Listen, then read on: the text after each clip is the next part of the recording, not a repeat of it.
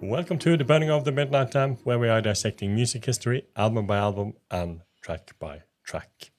And we have come to the second track on Sparks' 11th album, Angst in My Pants. The track is called I Predict. And this is the lead single from the album. A bit surprising to us, as the title track, which you heard in the previous episode, is more popular in general, we could say. Maybe also a greater track, but we'll see. Mm-hmm. It's a song written by Ron and Russell, released as a single 11th of April 1982. It's about 2 weeks after the album came out. And kind of the only official single from the album, at least the one that was released in all regions. There are some other songs that were released in US only, for example. You said after the album came out. It does say so in the notes. 11th of April, it's supposed to have been released. So let's jump into it and have a listen. I've not heard this before, but I predict it will be good. We'll see. I predict that it will be radio friendly. Let's go.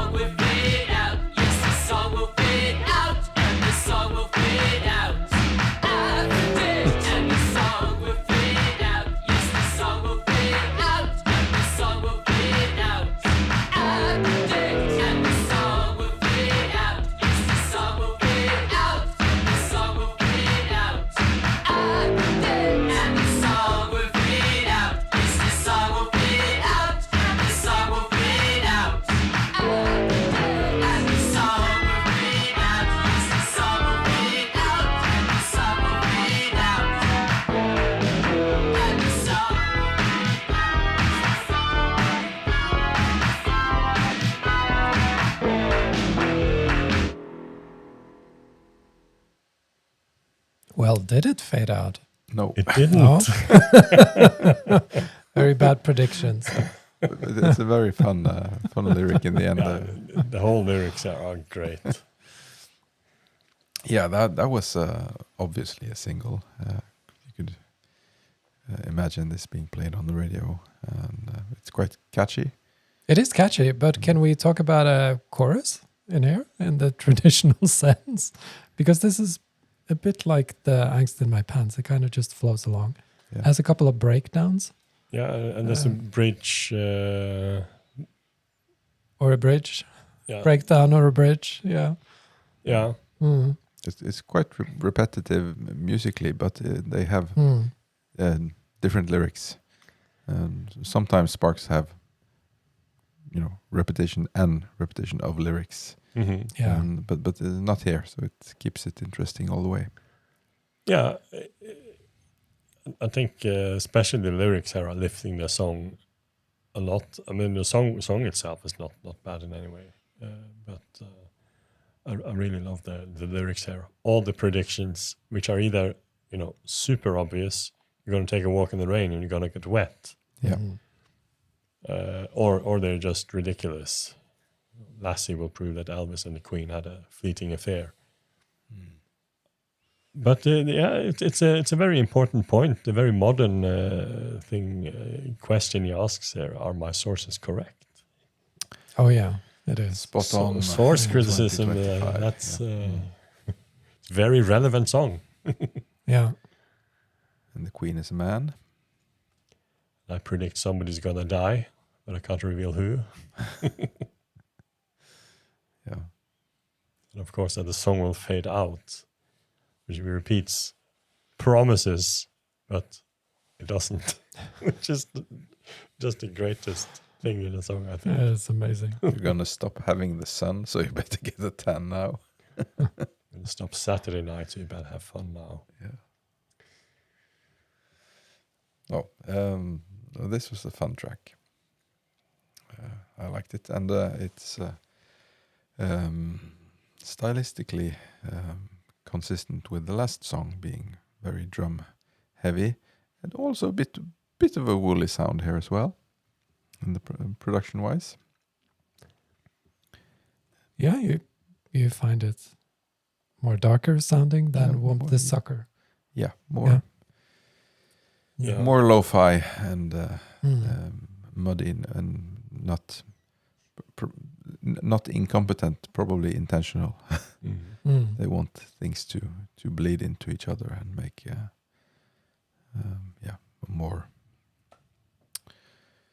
more punch. maybe. Yeah. Yeah. It has a very rock and roll flavor to me. This riff they're playing, Mm. and I instantly thought of I think it's a one-hit wonder band, The Knack, with My Sharona.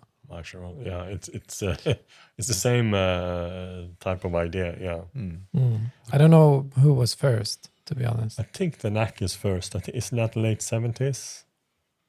Could be, yeah. Yeah, Maybe have a quick look. probably makes sense. Mm.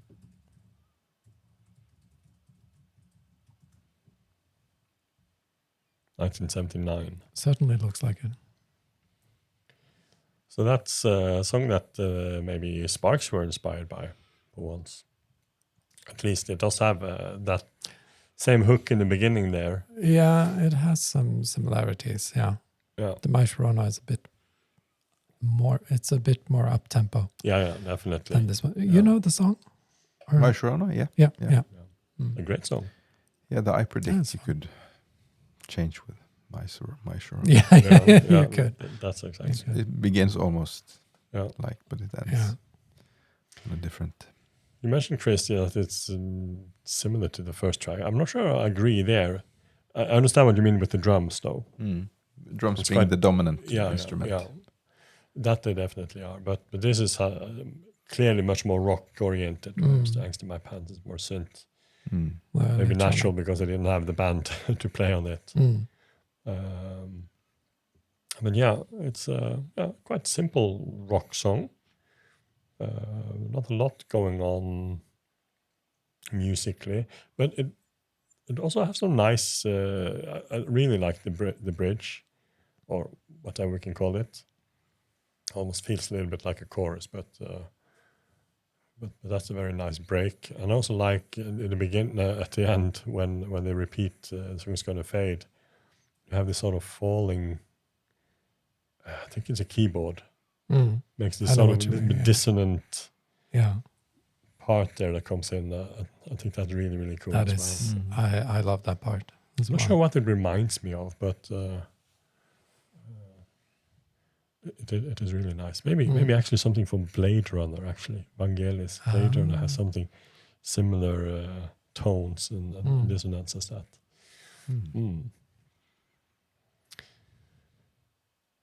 And we did a whole episode and many videos on that soundtrack, so yeah, we you did. can go back and find it. We absolutely did. So this was the preferred single. It was released as a 7-inch in US, UK, France, all over the world, so to speak. Mustache being the B-side.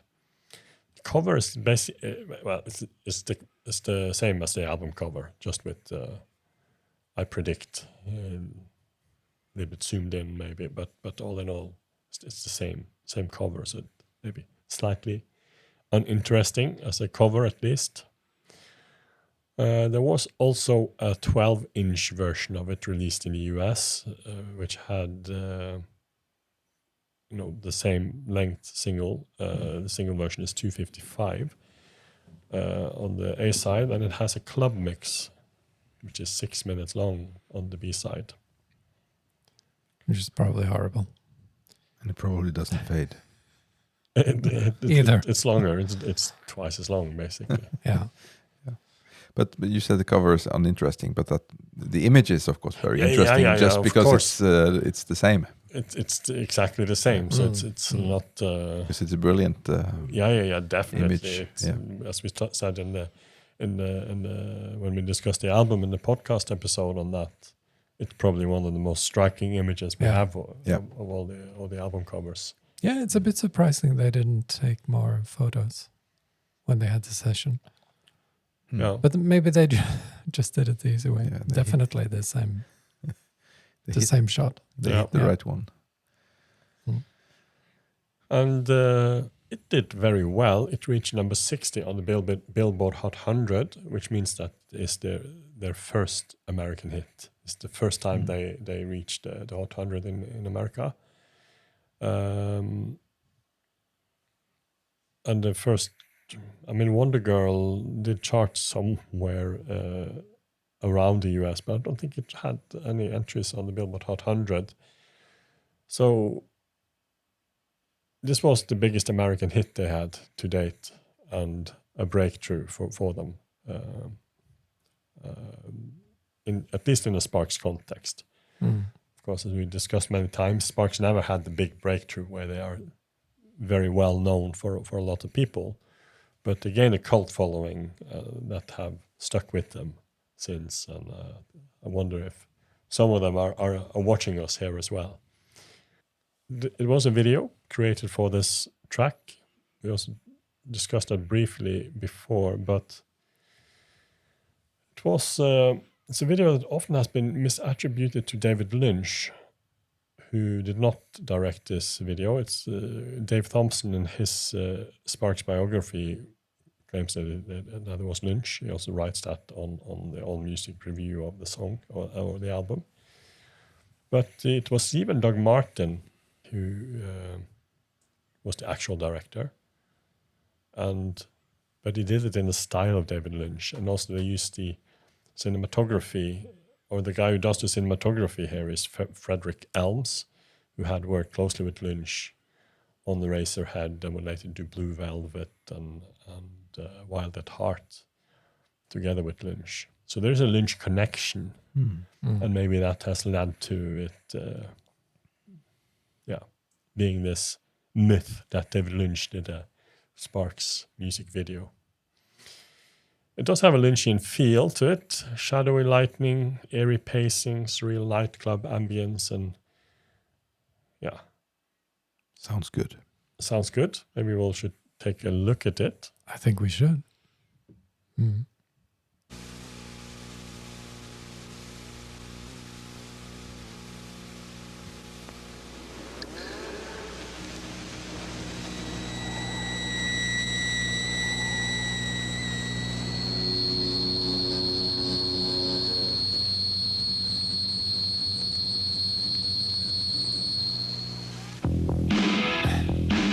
quite an airy opening for such a song.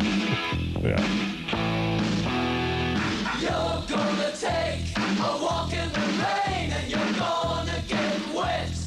I predict you're gonna eat a bowl of chow mein and be hungry real soon. I predict all my source is correct. I predict they're gonna find the queen is a man, but they really don't care. I predict Lassie will prove that Elvis and her had a fleeting affair.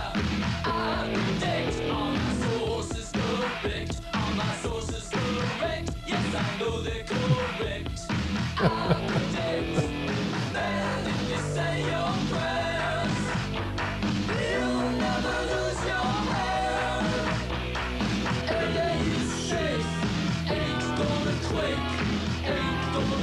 I could understand MTV being a bit confused about this.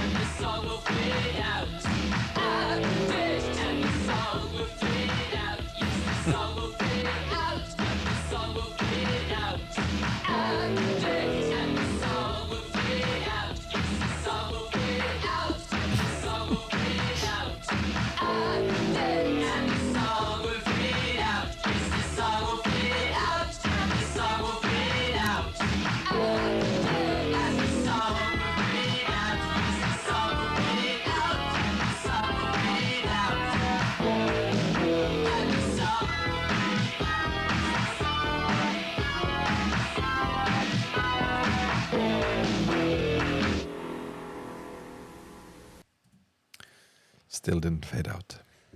Still didn't fade out. No. Oh, you could say Russell faded out. Yeah, he did. Yeah. Yeah, I can understand the Lynchian Especially connection. in intro. Yeah, the intro where you sort of zoom into a television or whatever it was, and then there's a nightclub inside it. And because Lynch hadn't made that many movies at this point, but he had made Eraserhead with a lady living in the radiator singing. So Yeah. that's a connection at least, and the sordid nightclub environment. But this was a very bad quality VHS or something with bad sound and bad image. And it is actually the clip that is on Sparks' official channel. It is okay. Yeah, that's bad because if we could have seen it with a better picture quality, it might even been more Lynchian. Yeah. Yeah, maybe they don't have the original tapes anymore. It doesn't look like it because it's like this with all their videos. They do post it on their official channel, but they're all relatively poor quality. Like you said, VHS quality. Yeah, it would be great if they could have been remastered because there's a lot of fun moments in these early videos, and I have a soft spot for early 80s videos. I do as well. They are so unpretentious because it's like a throwaway thing because video hasn't at that point become a big $1 million affair yet. So it's just something with they're just having fun with it, and probably didn't cost a lot to make this video. No, probably this was an afternoon. Could be that the neon sign we see of Sparks in the very beginning is the most expensive part of it. Yeah, most likely. It seems like they gathered the audience from the nearest local pub. So it's, Yeah. Maybe the sign was a tour prop. Could be, yeah. Just, Yeah. We have to use this in the video all Yeah. the time, kind of thing. Yeah. We'll see how it goes. but it does. You really wish that Sparks were invited to the Roadhouse in Twin Peaks. Oh, yeah. In Yeah. season 3. Yeah, That would have been awesome. that would have been perfect. Yeah. It's been perfect. Yeah. I didn't. No, but the video, obviously, we have Ron here cross-dressing and striptease with his normal look, which means he has the Hitler mustache.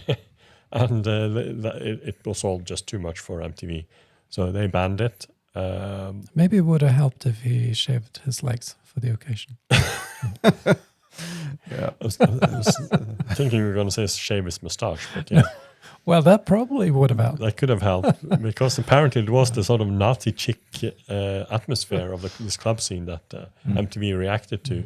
They weren't too upset about the cross-dressing and the striptease at this time. Normally they would accept that in the early 80s. Maybe later it was becoming more of a thing. But it was some MTV executives who interpreted this as a portrayal of Adolf Hitler doing a striptease in a Berlin type cabaret, and because of that, it was at least restricted to late night viewings only.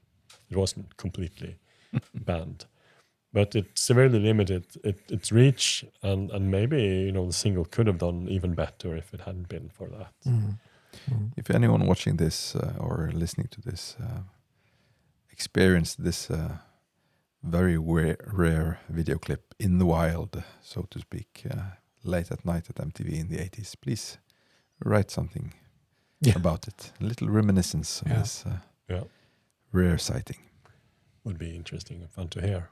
It's also, I don't understand how any executive, if they actually saw that as Adolf Hitler, they take it as a tribute and not as a mockery. It's really strange decision. A lot of strange bans in early MTV where they banned things that later could be said of 80% of the videos 20 years later. Exactly. But it did at least get strong radio support. It was played a lot on radio. We talked about K-Rock in the previous episodes when we talked about Womp That Sucker and how that helped bands like Sparks around this time to get out to a broader audience after American radio had been much more dominated by arena rock and AOR music in the late 70s. So it helped gain the cult momentum, at least, for Sparks. And they also performed a song on Saturday Night Live on 15th of May 1982. They were there with Danny DeVito being the host, which also a key moment in breaking through to a broader US audience.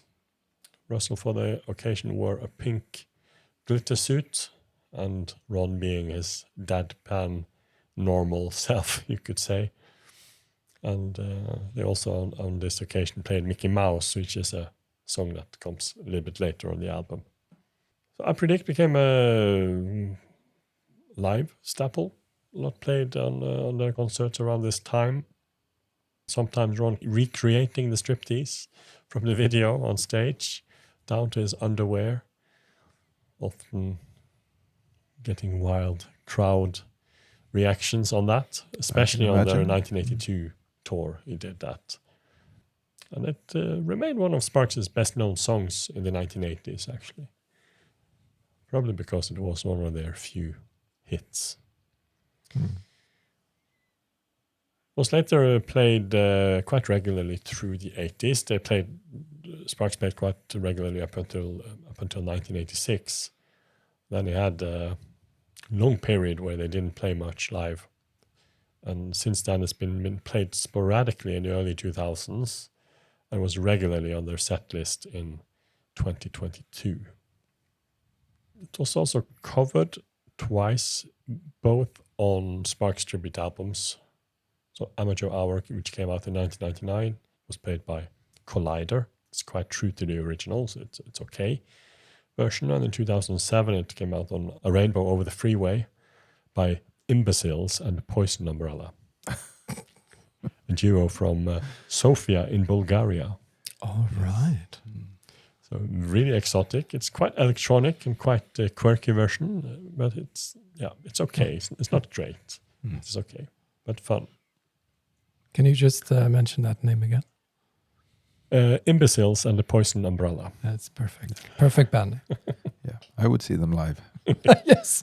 They should You tour. don't, Just you don't based need on- to know anything. Just No, just the by the name on name. the poster. Yeah, so great pick for a single then. That's Yeah. what we're saying. Definitely. Not the worst. Not the most obvious, I would say, from this album. No, But maybe not. it worked. Yeah, Mm. definitely. Quite I mean, predictable. Mm. So now we have Ah. two strikes yet. yeah, So this bodes well for the album. to Two great songs. strikes could also mean that you're out, right? Oh yeah, Mm. two good songs. Yeah. Rephrase. So yeah, let us know what you think about this song. We're gonna move on to the third song on this album, Sextown USA, which will come in a couple of days. Leave a comment below. Let us know what you think. Great single material or not? Or should they have picked something else from the album, perhaps? Let us know. Perhaps. Chris, Frode, Trond here will be back with Sextown USA in a couple of days. But until then, you must all have a great day. Goodbye. Goodbye. See you in a while.